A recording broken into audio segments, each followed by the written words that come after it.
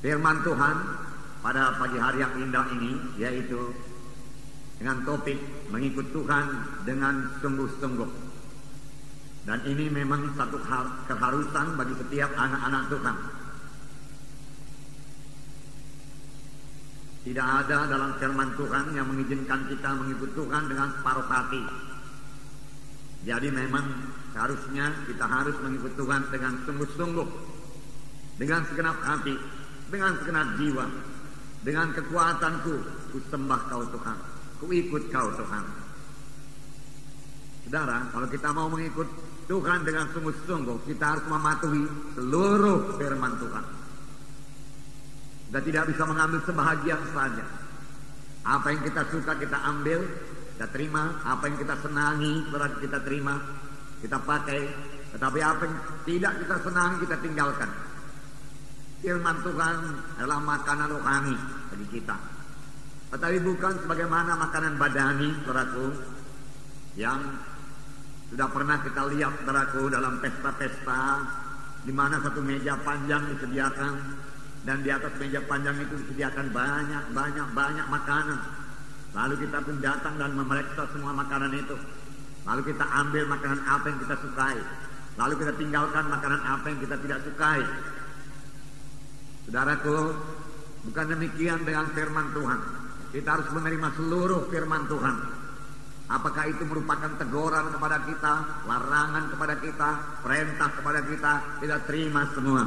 Dan kita laksanakan dengan baik firman Tuhan tersebut, saudaraku.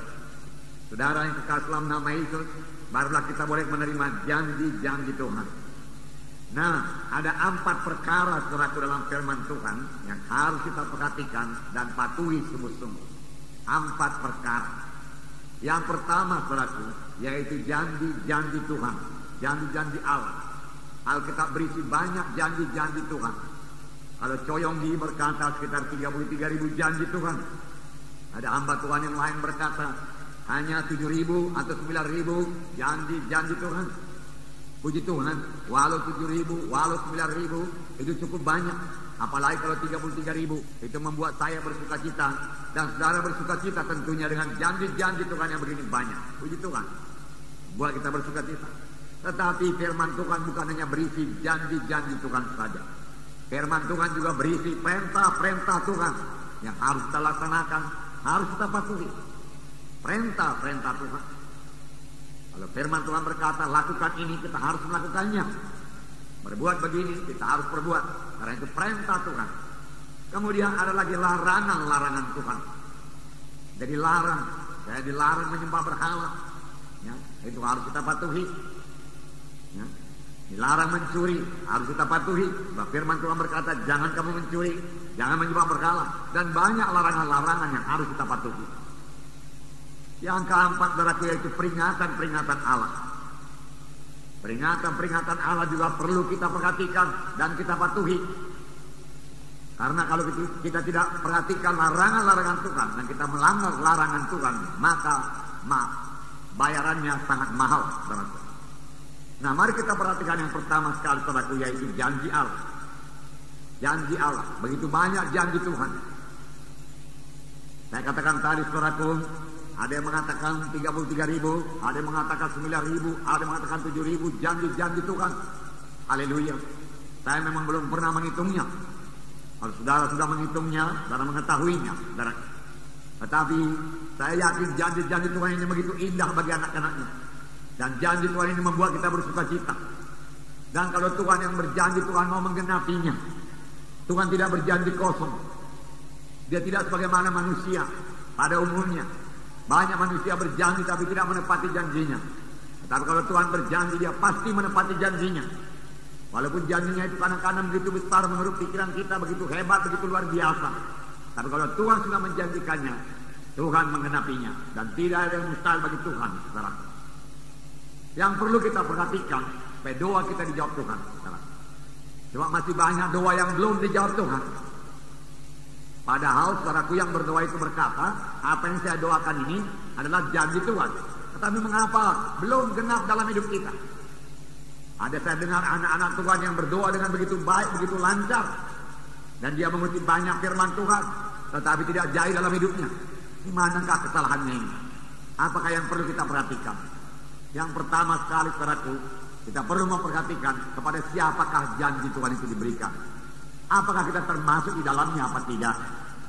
Kalau kita tidak termasuk dalam janji Tuhan tersebut, maka janji itu tidak akan bisa kita minta. Kita minta pun tidak akan genap. Misalnya saya berkata kepada saudara, siapa di antara saudara yang berumur 50 tahun ke atas, saya mau memberikan sebuah Alkitab kepada saudara. Tidak semua saudara akan menerima Alkitab. Mengapa? Karena tidak semua saudara berumur 50 tahun ke atas. Siapa yang dapat menerima Alkitab tersebut? Hanya yang berumur 50 tahun ke atas, jadi terbatas. Demikian perjanjian yang diberikan Tuhan. Dalam keempat Injil kita melihat, saudaraku, bahwasanya kalau Tuhan berjanji, Tuhan tujukan kepada siapa janji itu. Dan biarlah saya katakan kepada saudara, kebanyakan janji Tuhan ditujukan Tuhan kepada murid-muridnya. Pada murid-muridnya. Ada yang berkata, saudaraku, dan dia menghitung, saudaraku, ayat-ayat yang diucapkan Tuhan Yesus. Saudara, ayat-ayat yang diucapkan Tuhan kepada murid-muridnya berjumlah 900 ayat lebih.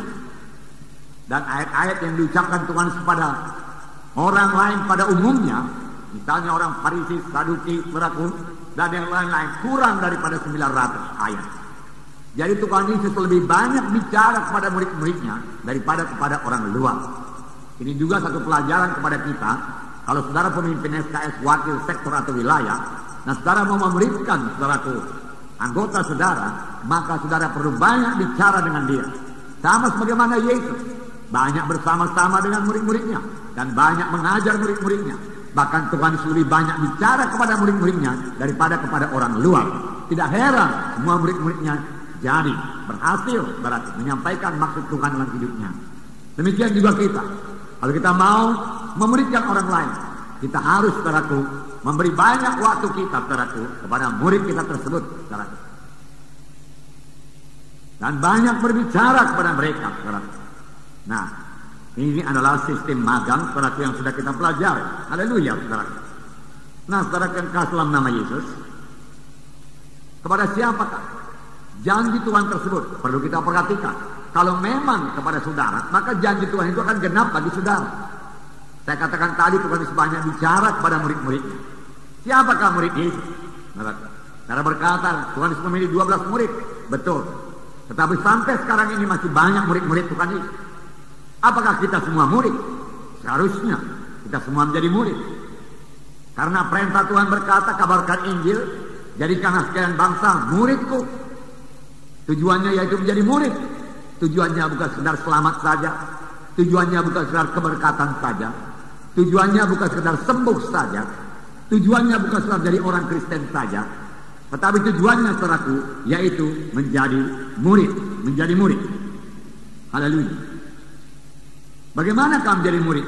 Matius 16 ayat 24. Saya membacakan kepada saudara. Matius 16 ayat 24. Ada dua perkara yang perlu kita perhatikan kalau kita mau menjadi murid. Lalu Yesus berkata kepada murid-muridnya, setiap orang yang mau mengikut aku, ia harus menyangkal dirinya, memikul salibnya, dan mengikut aku. Saudara, di sini ada dua perkara, yaitu menyangkal diri dan memikul salib. Menyangkal diri dan memikul salib. Setiap orang yang mau menjadi murid Yesus perlu menyangkal dirinya dan memikul salibnya. Dalam Lukas 14 ayat 27 ini diulangi lagi supaya lebih tegas. Lukas 14 ayat 27 saya membacakan pada saudara. Barang siapa tidak memikul salibnya dan mengikut aku, ia tidak dapat menjadi muridku. Nah, barang siapa tidak memikul salibnya dan mengikut Yesus, ia tidak dapat menjadi muridku. Tidak dapat menjadi muridku. Kalau firman Tuhan berkata tidak dapat, itu berarti tidak dapat. Dua perkara harus kita genapkan kalau kita mau menjadi murid Yesus. Menyangkal diri, mengangkat salib. Menyangkal diri, mengangkat salib. Kalau kamu tidak menyangkal diri dan tidak mengangkat salib, kamu tidak dapat menjadi muridku. Dua perkara.